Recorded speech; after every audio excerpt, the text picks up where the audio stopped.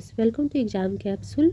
सो आज हम लोगों ने नेक्स्ट जो है पहले वाले वीडियो में देखा हुआ था, जिसमें हमने अभिवृद्धि और विकास को समझा था, विकास के आयामों को समझा था। और आज हम इस वीडियो में समझने वाले हैं बाल जो विकास के सिद्धांत हैं, यानी जो बच्चे के विकास को कौन कौन से ऐसे सिद्धांत हैं जो बालक के विकास को प्रभावित करते हैं, किस सिद्धांत पे बालक का विकास जो है होता है प्रभावित होता है। आज हम उसको जानेंगे, तो चलिए इसमें आप बने रहिएगा। देखिए, इसमें फर्स्ट दिया हुआ है कि समान प्रतिमान का सिद्धांत। समान प्रतिमान का सिद्धांत यानी कि सिमिलर पैटर्न। और सिमिलर पैटर्न जो है कौन फॉलो करता है, तो देखिएगा लिखा भी है कि यहाँ इसके अनुरूप प्रत्येक जाति अपनी जाति के अनुरूप, ये पॉइंट को देखिएगा, प्रत्येक जाति अपनी जाति के अनुरूप, यानी सिमिलर पैटर्न कहाँ पे फॉलो होगा, प्रत्येक जाति अपने जाति के अनुरूप अगर विकास का जो प्रतिमान का अनुसरण कर रही है तो उसे कहा जाएगा समान प्रतिमान का। अपनी जाति यानी कि जाति का मतलब यहाँ पे जो धर्म वाली जाति है वो वाली जाति नहीं, यानी कि जो पुरुष जाति है और जो मानव जाति में जितने भी आते हैं जंतु, जीव, पक्षी, सब जो है जिस जाति का है, पक्षी पक्षी जाति का, जानवर जानवर की जाति का, और मानव है मानव के जाति का, जो है वो अपना प्रतिमान को फॉलो करेगा। यानी कि अगर इंसान का बच्चा है, मानव का बच्चा है, तो वो कैसा दिखेगा, मानव के तरह दिखेगा। और वही हाथी का बच्चा है तो हाथी की तरह दिखेगा। तो इसका कहने का क्या आशय हो गया कि प्रत्येक जाति अपनी जाति के अनुरूप क्या करता है, विकास का अनुसरण करता है। उसे ही कहा जाता है समान प्रतिमान का सिद्धांत, प्रिंसिपल ऑफ सिमिलर पैटर्न। ठीक है, नेक्स्ट देखिएगा, अगर समझ में आया है तो दिया हुआ है कि विकास का दिशा का सिद्धांत है। देखिए, हम लोग पढ़ भी रहे हैं कि बालक का विकास का सिद्धांत, तो बालक का जो विकास है किस दिशा किस सिद्धांत को फॉलो करेगा, तो उसके दिशा का सिद्धांत। दिशा का सिद्धांत में क्या होता है, दो तरह के से बच्चे का विकास होता है। एक होता है मस्तकाधोमुखी और एक होता है दूरभिमुख। तो ये मस्तकाधोमुखी किसको कहा जाता है, जो विकास होता है वो सिर से पैर की तरफ चलती है, जो विकास सिर से पैर के तरफ चलती है उसे कहा जाता है मस्तकाधोमुखी। और दूसरी तरफ जो विकास क्रम मध्य से शुरू होकर बाहर की तरफ, याद रखिएगा मध्य से, यानी कि एक विकास यहाँ पे देखिएगा चित्र में बना हुआ है कि यहाँ से ऐसे चल रही है सिर से पैर के तरफ, तो इसको हम बोलेंगे मस्तकाधोमुखी। लेकिन दूसरे वाले जो है यहाँ पे नाड़ी संस्थान होता है, और नाड़ी संस्थान से ये बाहर की तरफ चल रही है, हर तरफ जो चल रहा है, इसको हम बोलेंगे दूरभिमुख सिद्धांत। यानी कि ये केंद्र से, यानी यहाँ से शुरू होकर के चारों तरफ को ये विकास हो रहा है, तो वो हो जाएगा दूरभिमुख का सिद्धांत। आप समझ गए होंगे कि जो सिर से यानी पैर तक चलेगा उसे कहेंगे मस्तकाधोमुखी सिद्धांत, और जो दूरभिमुख है ये केंद्र से शुरू होकर के बाहर की तरफ जाएगा। ठीक है, ये हो जाएगा दूरभिमुख का सिद्धांत कहलाता है। और हम विकास क्या होता है, क्रमिक होता है, किसी भी एक क्रम से चलता है। आप लोग देखे भी होंगे गर्भावस्था में जो बच्चे का एक्सरे वगैरह जो अल्ट्रासाउंड कराया जाता है तो उसमें वही दिखता है, पहले सिर का विकास पूरा दिखता है और बाकी शरीर जो होता है एक जो रीढ़ की हड्डी की तरह एक लाइन पूंछ की तरह दिखती है। यानी कि सबसे पहले मस्तिष्क का विकास हुआ, बाकी सारे शरीर का। दूसरे हिस्से में कैसे विकास होता है कि नाड़ी संस्थान, जहाँ पे माँ के जो है नली से वो जुड़ा होता है गर्भाशय, वहाँ से भोजन मिलता है, तो ये पूरे जो है बॉडी का वहाँ से मेन पॉइंट से विकास होता है। ठीक है, नेक्स्ट देखते हैं हम लोग, तीसरा पॉइंट दिया हुआ है निरंतरता का सिद्धांत। निरंतरता का सिद्धांत क्या कहते हैं, हम जानते हैं कि विकास क्या है, जीवन पर्यंत चलने वाली है, कभी न रुकने वाली, यानी निरंतर है। यहीं से पॉइंट निकल जा रहा है कि जीवन पर्यंत चलने वाली प्रक्रिया है, चलेगी तो जीवन पर्यंत, लेकिन क्या होगा कि हर समय एक जैसा तो विकास होगा नहीं, कभी उसकी गति मंद होगी, कभी तेज होगी। और ये कहाँ से कहाँ तक चलती है, तो माँ के गर्भ से मृत्यु तक चलती है। कौन सा सिद्धांत को फॉलो करेगा, जो निरंतरता का है सिद्धांत कहलाएगा। जीवन पर्यंत चलने वाली प्रक्रिया को हम कहेंगे निरंतरता का सिद्धांत को वो विकास जो है फॉलो कर रहा। ठीक है, नेक्स्ट दिया हुआ है कि सामान्य से विशिष्ट क्रियाओं का सिद्धांत। तो सामान्य से विशिष्ट क्रिया का सिद्धांत हम प्रत्येक व्यक्ति मानव जो है सबसे पहले सामान्य चीज़ों को करता है, फिर विशिष्ट चीज़ों को। जैसे देखिएगा सबसे पहले क्या होता है, उठना। बच्चा जो पैदा होता है तो सबसे पहले क्या वो लेटा रहता है, तो लेटने के बाद वो सीधा बैठने सीखता है, बैठने सीखने के बाद वो खड़ा होने सीखेगा, खड़ा होने के साथ के बाद जो है धीरे धीरे चलना सीखेगा, लास्ट में दौड़ना सीखेगा। तो क्या हो गया, एक तो क्रमिक हो गया, एक तरफ से सामान्य तरीके से पहले उठा, फिर खड़ा हुआ, फिर चला, फिर दौड़ा। तो ये उठना, बढ़ना, बैठना, चलना और दौड़ना, ये जो क्या है सामान्य से विशिष्ट की तरफ ये चल रहा है। जो क्रिया हो रही है उठना, बैठना, चलना, दौड़ना, ये सामान्य से विशिष्ट की ओर हो रहा है। तो ये भी तो विकास का एक सिद्धांत को फॉलो कर रहा है। इसके अपोजिट तो काम होगा नहीं कि पहले दौड़ना चलेगा सीखेगा फिर वो चलना सीखेगा। तो ये क्या कर रहा है, सामान्य से विशिष्ट की ओर ये क्रिया चल रहा है। ठीक है, नेक्स्ट देखते हैं, दिया हुआ है कि पूर्वानुमान का सिद्धांत। पूर्वानुमान का सिद्धांत क्या होता है, पूर्वानुमान का मतलब ही क्या हो जाएगा कि पहले से कुछ अनुमान लगाना। तो वो देखिए दिया है कि विकास पूर्वानुमान होता है, क्योंकि हम पहले ही अनुमान लगा सकते हैं कि विकास किस दिशा में ज़्यादा होगा। तो ये विकास का जो अनुमान होता है किस तरीके से लगाया जाता है, किस पॉइंट पे लगाया जाता है, दो पॉइंट पे। एक तो हमारा हेरिडिटी होता है, आनुवंशिकता, दूसरा होता है एनवायरमेंट यानी कि वातावरण, पर्यावरण। ठीक है, तो ये दोनों के आधार पे हम पूर्वानुमान लगा सकते हैं बच्चा किस माहौल में रहता है, किस संगत में रहता है, तो आगे चल के वो कैसा होगा। दूसरा उसकी आनुवंशिकता से कि उसके फादर या दादा दादी जो उसके परिवार वाले हैं उनका कैसा व्यक्तित्व जो है, वातावरण है, उनकी कैसी जो जेनेटिक चलती आ रही वो कैसा है, तो उस आधार पे उनका हम अगला जो समय होता है उस बच्चे का निर्धारण कर सकते हैं उनके मम्मी पापा के आधार पे। तो पूर्वानुमान के सिद्धांत में क्या हो जाएगा, दो तरह से कार्य करता है, एक वातावरण पे, एक जो है आनुवंशिकता के आधार पे हम पूर्वानुमान लगा सकते हैं कि आगे चल के बच्चे क्या करेगा, कैसा होगा। नेक्स्ट है एकीकरण का सिद्धांत। एकीकरण का सिद्धांत क्या कहलाता है कि बच्चों में एकीकरण का गुण पाया जाता है जब हम किसी एक काम को करने के लिए अपने हाथ पैरों को एक साथ मिला करके काम करते हैं तो वो एकीकरण कहलाता है। तो एकीकरण का आशय क्या हो जाएगा, जहाँ पे हमारा पूरा बॉडी एक जगह कॉन्सेंट्रेट करे, एक जगह ध्यान लगा ले, वहाँ पे एकीकरण होगा। जैसे कि अगर बच्चे को हम लोग बॉल खेलने के लिए देते हैं तो बच्चा अगर बॉल उठाने की कोशिश करता है तो पूरा हाथ से उठाने के चक्कर में पूरा अपना बॉडी उसी पे गिर जाता है, उसका पूरा बॉडी पे कंट्रोल नहीं होता है। हाथ से उठाने के बजाय वो पूरा बॉडी उसी पे दे देगा, तो कहीं ना कहीं वो क्या है, उसके हाथ पैर पे नियंत्रण नहीं होता है, वो सारा जो एक बॉल उठाने के लिए भी पूरा लुढ़क जाएगा उसी पे, ना कि सिर्फ हाथ से उठाएगा। तो वो हो गया एकीकरण का सिद्धांत। और ये भी विकास का एक सिद्धांत है। यहीं से धीरे धीरे, पहले तो पूरे बॉडी पर कंट्रोल नहीं होगा, धीरे धीरे एक एक बॉडी पे, एक एक उंगलों पर, हाथ पैर सब पे अपना कंट्रोल करने लगता है, यानी कि उसका विकास हो रहा, एकीकरण का सिद्धांत को भी फॉलो कर रहा।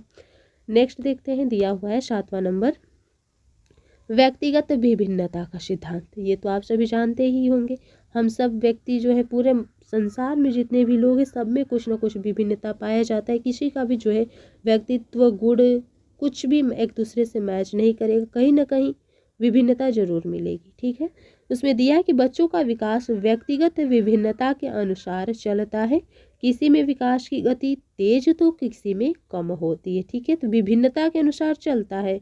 वही गुण हमारे में हो सकता है कि 5 वर्ष की अवस्था में आ जाए, वही गुण दूसरे बच्चे में जो है कि 6 वर्ष की अवस्था में आए, तो जो है विभिन्नता मिलेगा। विकास इसका मतलब ये नहीं है कि जिसमें 5 वर्ष की अवस्था में हो गया है वो जो है ज़्यादा विकास किया, जो 6 वर्ष में हुआ वो कम विकास किया, नहीं, ये डिफरेंट होता है, वही विभिन्नता होती है जो उसको थोड़ा आगे पीछे कर देता है, लेकिन उससे उसके विकास पे ज़्यादा कुछ प्रभाव नहीं पड़ता। तो वो बस उनके हेरिडिटी यानी आनुवंशिकता और वातावरण की देन होती है। 5 या 6 वर्ष के बच्चा कैसे किस इन्वायरमेंट में है उस आधार पे वो सीखता है। दिया भी है कि बच्चों के विकास में इन विजुअल जो डिफरेंस होते हैं वो हेरिडिटी एंड इन्वायरमेंट की पारस्परिकता पर डिपेंड करता है, यानी कि बच्चा की आनुवंशिकता क्या है, किस वातावरण में रह रहा, ये उस पर उसकी विभिन्नता को दिखाता है। ठीक है, हमारी इंटेलिजेंस, मोटिवेशन, इंटरेस्ट ईटीसी सब जो अलग होता है, हमारी विभिन्नता में क्या क्या अलग हो सकता है, इंटेलिजेंस हमारी मोटिवेशन, हमारा इंटरेस्ट सब जो होता है किसी भी व्यक्ति से मैच नहीं करेगा, ये विभिन्नता पाई जाती है। ठीक है, नेक्स्ट देखते हैं हम लोग कि वर्तुलाकार बनाम रेखीय प्रगति का सिद्धांत ये क्या होता है।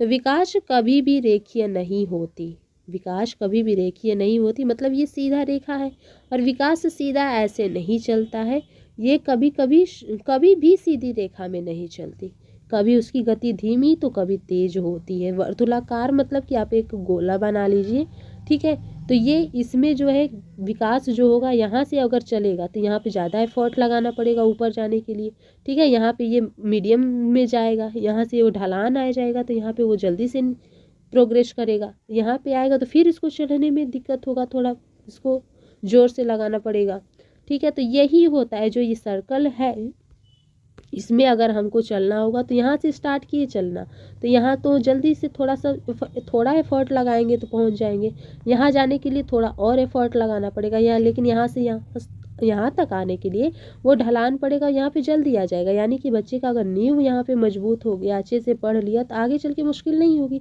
लेकिन यहाँ पे जहाँ पे वो नींव बना रहा है यहाँ से उसको प्रोग्रेस करने के लिए सारा चीज़ सीखना है, तो यहाँ पे उसको ज़्यादा थोड़ा मेहनत करना पड़ेगा। तो यही होता है जो विकास होता है वो कभी भी सीधी रेखा में नहीं चलता है, वो सर्कल में चलता है, वर्तुलाकार होता है।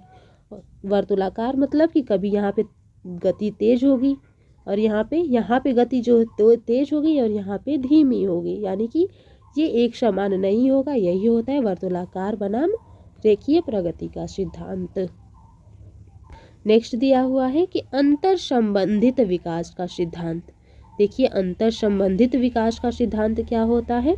तो शारीरिक, बौद्धिक, संवेगात्मक, सामाजिक और अन्य प्रकार के विकास अंतर संबंधित परस्पर निर्भर करते हैं। तो शारीरिक यानी कि हमारा शारीरिक विकास यानी कि हमारी आकृति आकार जो है बहुत बढ़िया है, व्यक्तित्व पर्सनालिटी जो बढ़िया है, अगर पर्सनालिटी बढ़िया है तो हमारी बौद्धिक क्षमता यानी कि शरीर से हम स्वस्थ हैं तो हमारी बुद्धि भी अच्छे से काम करेगी, अगर बुद्धि अच्छे से काम कर रही तो हम अपने संवेगों पे भी नियंत्रण करेंगे, और अगर हम अपने संवेग पे नियंत्रण कर पा रहे हैं तो हम समाज में कहीं भी सामंजस्य स्थापित करने में सफल हो जाएंगे। तो क्या हो गया, ये सब एक दूसरे से अंतर संबंधित है, एक दूसरे से जुड़ी हुई है, इसे ही हम कहते हैं क्या, अंतर संबंधित विकास का सिद्धांत। ठीक है, तो हमने पूरे जो बाल विकास को सिद्धांत होते हैं, बालक के विकास में जो सिद्धांत काम करते हैं उनको हमने देख लिया। अब हम लोग देखेंगे बाल विकास की अवस्थाएं।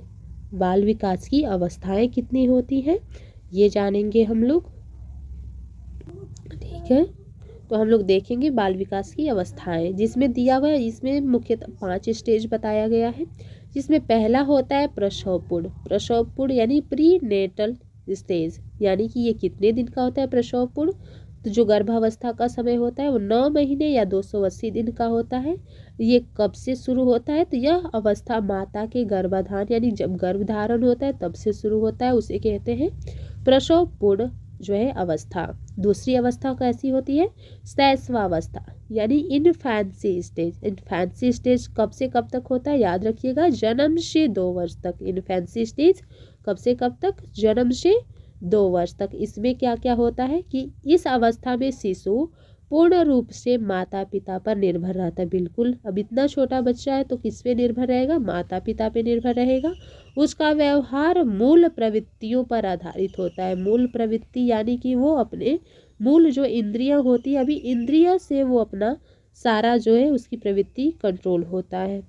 तेज शारीरिक मानसिक अधिगम की अवस्था किसको कहते हैं, तो शैशवावस्था को क्या कहा जाता है, तेज शारीरिक। इसका जो बॉडी का जो आकार होता है जितना जल्दी बढ़ता है उतना ही ज़्यादा उसके माइंड का भी विकास होता है, और वो बहुत ज़्यादा चीज़ों को कॉपी करता है, नकल करता है, अनुसरण करता है और जल्दी ही अधिगम की अवस्था को सीखता है। ठीक है, किस एज का बच्चा, तो ये शैशवावस्था का बच्चा।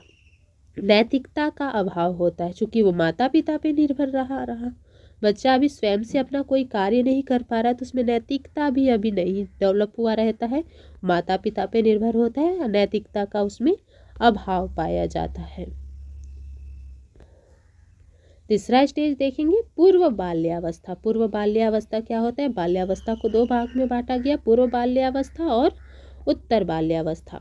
पूर्व बाल्यावस्था को ईयरली चाइल्डहुड स्टेज कहेंगे। कब से कब तक होता है, 2 से 6 वर्ष तक के बीच की अवस्था को कहा जाता है। इसमें क्या बच्चा करता है, अनुकरण करता है, अनुकरण द्वारा सीखता है। वो पूरा बच्चा जो होता है टोटली क्या अनुकरण करता है, नकल करता है। आप जो कार्य करिएगा वही देखेगा और वैसा ही करिएगा। अगर माँ को रोटी बनाते देखेगा तो वो भी आटा लेकर के उसका लोई बनाना शुरू करता है, यानी कि पूरा वो पूर्ण रूप से अनुकरण करता है बड़े अपने से बड़ों को। नेक्स्ट है कि इस अवस्था में जिज्ञासा ज़्यादा होती है। जिज्ञासा यानी सीखने की तीव्र इच्छा होती है। अनुकरण क्यों करेगा, बिना जिज्ञासा का तो करेगा नहीं। वो सोचेगा हम भी बना सकते हैं, हम भी कर सकते हैं, इसलिए वो क्या करेगा, जिज्ञासा उसमें ज़्यादा होता है। इसे टॉय एज कहा जाता है। टॉय एज यानी बच्चा है, खेलने का उम्र है, तो इसीलिए इसको टॉय एज कहा जाता है। भाषा अर्जन के लिए संवेदनशील चरण, क्योंकि अभी बच्चा का दिमाग जो है कोरा कागज है, कुछ नहीं उसमें स्टोर हुआ है, तो वो क्या है, अभी संवेदनशील चरण है। हम उसको जैसा वर्ड सिखाएंगे, जैसी भाषा सिखाएंगे, जैसे उसमें उसी टाइप का वो सीखेगा। अच्छी भाषा सिखाएंगे तो अच्छा सीखेगा, बुरी भाषा को सिखाएंगे तो बुरा सीखेगा, क्योंकि वो संवेदनशील है। अभी उसका जो दिमाग है कोरे कागज के समान है, उसमें वो छप जाएगी चीज़ें। नेक्स्ट है, इस अवस्था में बच्चा कल्पनाशीलता वाले गेम्स में एक्टिव रूप से भाग लेते हैं। इनकी कल्पनाशीलता का मतलब हो गया, कोई कहानी सुनाया जाता है तो उस कहानी को वो फिर से अपने आधार पे उसमें कुछ नई चीज़ें जोड़ देते हैं, जिसको वो कल्पना के थ्रू सोचे रहते हैं तो उसको वो लोग जोड़ देते हैं, यानी कि वो उनमें कल्पनाशीलता जो होता है एक अच्छी मात्रा में पाई जाती है। नेक्स्ट देखते हैं, दिया हुआ है कि उत्तर बाल्यावस्था। तो अभी तो हम लोग पूर्व बाल्यावस्था देख लिए, 2 से 6 वर्ष तक। उत्तर बाल्यावस्था कब से कब तक है, 6 से 12 वर्ष तक। इसमें देखिएगा दिया है तार्किक चिंतन। तार्किक चिंतन की अवस्था कहा जाती है। क्यों कहा जाता है, 6 से 12 वर्ष का हो गया बच्चा, 6 वर्ष का बच्चा स्कूल जाना शुरू करता है। जब स्कूल जाना शुरू करता है तो वो लॉजिकल थिंकिंग जो है धीरे धीरे वो शुरुआत कर देता है। मैथ्स में कहानी सुन कर के, स्कूल में बच्चों के साथ रह कर के वो तार्किक चिंतन करना शुरू कर देता है। इसे आरंभिक स्कूल का एज भी कहते हैं, क्योंकि वो स्कूल जाना प्रारंभ कर देता है, इसलिए स्कूल आरंभिक स्कूल की एज कहते हैं। गंदी अवस्था यानी वो बार बार बस खेलने कूदने में लगा रहता है, तो हमेशा उसके कपड़े गंदे दिखेंगे तो वो गंदी अवस्था भी कहा जाता है। स्फूर्ति की अवस्था भी कहा जाता है, क्योंकि इसमें इस समय कोई आलस्य नहीं होता है। एक जो बड़े बड़े जो पुरुष या महिला होंगे वो कार्य करने में जो आलसीपन दिखा सकते हैं, लेकिन एक छोटा बच्चा जो होता है वो तुरंत झट से कोई भी कार्य करने के लिए तत्पर रहता है, यानी स्फूर्ति की अवस्था कहा जाता है। उत्तर बाल्यावस्था को खेल की अवस्था भी कहा जाता है। संग्रहण यानी कि उसमें स्टोरेज जो क्षमता होती है बहुत अधिक होती है छोटे बच्चे में। 6 से 12 वर्ष के बच्चे में जो भी सिखाया जाता है, जो भी वो चीज़ों को सीख लेता है, अनुकरण कर लेता है और उसको स्टोरेज भी अच्छे मात्रा में कर लेगा।